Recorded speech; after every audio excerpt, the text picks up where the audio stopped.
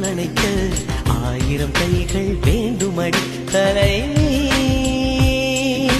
சூரியதாகம் தீரும்படி சுந்தரவானம் அள்ளி குடி தலைவா. கூடலிலே பெண்ணின் கண்கள் மூடியே கிடக்கு.